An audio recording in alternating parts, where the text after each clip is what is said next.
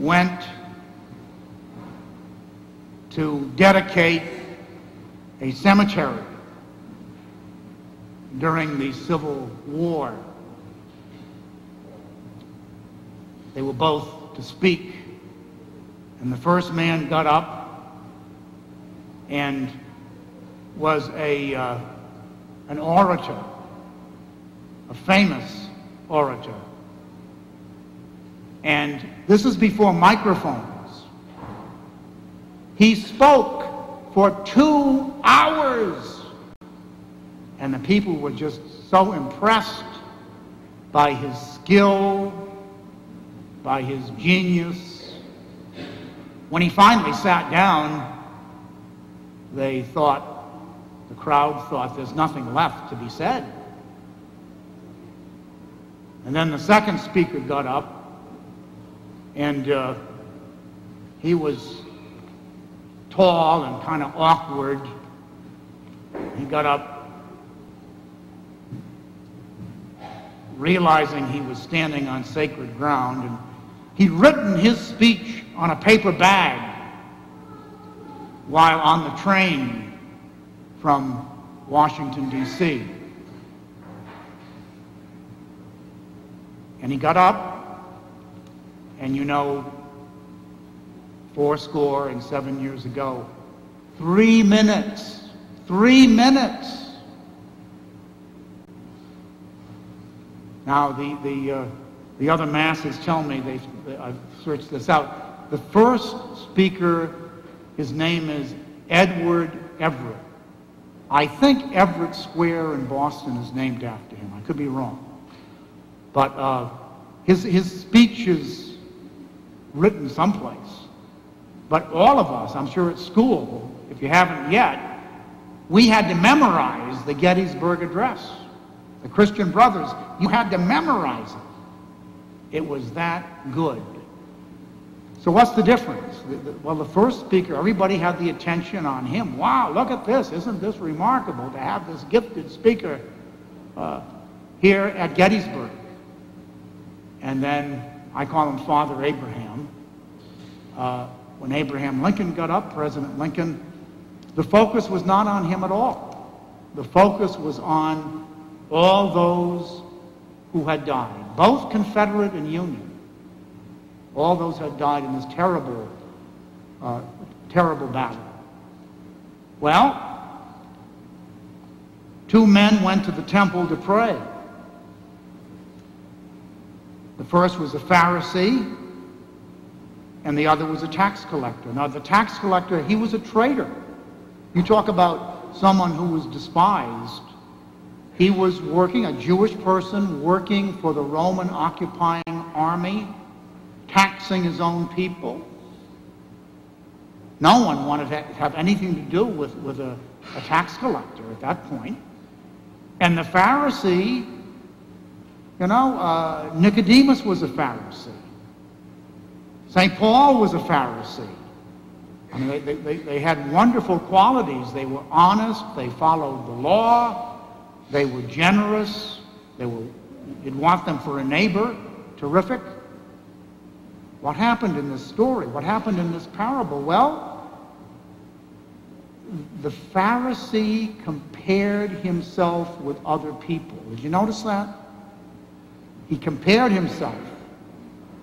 And basically was giving God a progress report on just how well he was doing.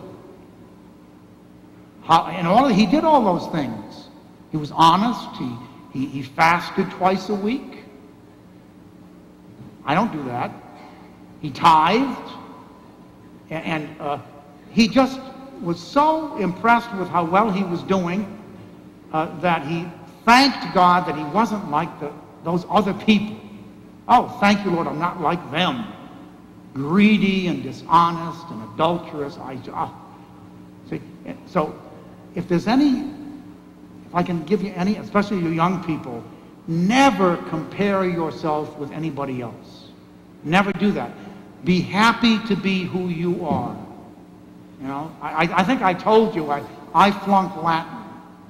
In a sophomore in high school, I had to go to summer school. But my parents never compared me. They never said, well, why can't you be like your brother? Never. They never compared me at all. They accepted me as I was. Be happy to be who you are. Be happy to be just as you are. So the Pharisee prayed to himself, and he compared himself with other people. When we worship, you sit in the presence of God. In the presence of God. We can't compare ourselves with God. I mean, we just can't. And when we sit in the presence of God, God who is just all beauty and goodness, I mean, beyond anything we can imagine, and we're his children, and let God love us. Let God accept us as we are. And if I can turn this around, instead of saying, Lord, I thank you that I'm not like the rest of humanity, if we can say, Lord, thank you that I am like the rest of humanity. Thank you that I'm human. Thank you that I'm made in your image and likeness. Thank you that I'm imperfect. Yeah. Only God is perfect. You worship what is perfect. You love what is human. So we're a mixture of virtue and weaknesses. Both. It's called human. It's weeds and wheat all mixed in together. Do you know your weaknesses? As you go through life, you'll discover your weaknesses. And instead of denying our weaknesses and being embarrassed by our weaknesses or ashamed of our weaknesses, St. Paul had his weaknesses and he gloried in his weaknesses, that the power of Christ may come upon me, he said. You see, the tax collector in the back of the temple, he didn't raise his eyes. He just, Lord, have mercy on me, a sinner, in the presence of God. He was a sinner. He knew it. Lord, have mercy on me, a sinner. The only other time that I know of where someone was pounding their breast like this, like we do it, Lord, have mercy, was the centurion. When Jesus died, he pounded his breast and said, surely this was the Son of God. Pounded his breast like that. That's where it comes from, the Lord have mercy. The tax collector in the back of the temple. But God is most powerfully present at our weakest point. Wherever you are most weak, God is most powerfully present, and that's where God enters into our lives. And that's where we receive God's mercy. Isn't it great? Isn't it great? So even our weaknesses, our faults, our failings are used to allow God's mercy to enter in. So that's how we worship. That's how we begin every Mass. We don't even try to hide it. Lord have mercy. Christ have mercy. Lord have mercy. We're like the tax collector at the back of the temple. Fill us. So you can't earn it. You can't deserve it. All you can do is accept salvation. Just receive it. So let God love you. Let God save you. And don't be ashamed of our weaknesses. Only God's perfect. I don't like perfect people. I really don't like perfect people because they don't exist. I like human people. Yeah. Now, we just got back Thursday night from visiting St. Catherine Drexel. We spent a lot of time at her grave, and the church, the mother house, is called St. Elizabeth. And her older sister died, Elizabeth Drexel, and she named the church after her sister, St. Elizabeth. And we were given by the Sisters of the Blessed Sacraments some things to take home. Now, this is a reliquary. It's very old. It has to be over 100 years old. Inside, it has a little piece of our patroness's clothing, St. Catherine Drexel's clothing. It's a second-class relic, but many people, you know, they call it venerating it. They pick it up, they kiss it, they ask her to pray for them. So I'm going to place this over by her statue so that anytime you come into church, you can go up there and ask St. Catherine to pray for you. Also, they gave us, this is a good chunk of her clothing. Look at the size of that.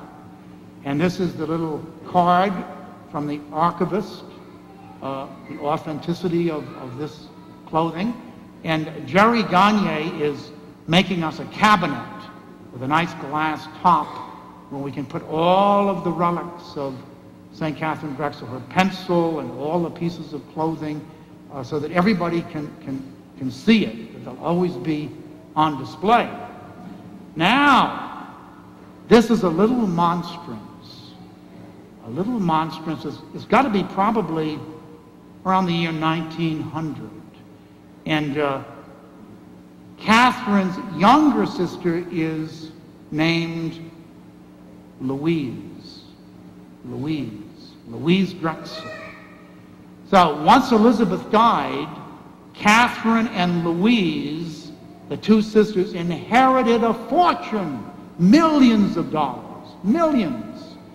And they spent all the money on the Native Americans and the recently freed slaves, the black slaves. The order started in 1891, and Louise and her husband Edward, this is from the Drexel, this is from Louise Drexel. It says, "Pray for Edward and Louise Morel." That's the sister and brother-in-law of St. Catherine Drexel. Isn't that exciting? So they gave this to one of the convents in Louisiana, where the Sisters of the Blessed Sacrament adored the Eucharist. And now they've given it to us. We've got it. And I promised the sisters that we're going to use this. This is not a museum. This is a place where the faith is alive and flourishing, and we're going to use this. Now, then the little sister says, now, you know, you really should have this replated. And we got Jim Lawrence right here, see? And so I said, oh, we got Jim Lawrence. I'm with a bunch of Yankees from New Hampshire. What did they say? Don't touch it. Leave it as it is. Don't replate it. You'll ruin it. Leave it as it is. So, Jim, we're going to leave it as it is. All right? We're going to leave it just as it is, but we're going to use it. This is given to us. It's got to tell you something. So I'd like to, after Mass, if you get a chance, come up and touch these things and see these things. But let it remind us of what a wonderful saint we have.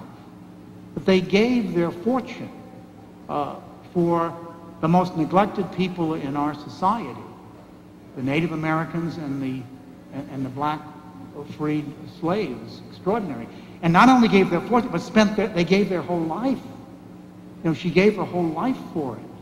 Just to give you an update, and I know St. Catherine would be she's very pleased about this. Haiti, we're trying to figure out, we don't know for sure yet, but it seems like from St. Catherine Drexel Parish here, 27,000 has gone so far to Father Mark and the children at the orphanage. It's still coming in. And I'm going to take some out of the charity account too and throw that in with it, so we can get it as high as we can. But I know that she's pleased. I know that she's pleased. And so thank you.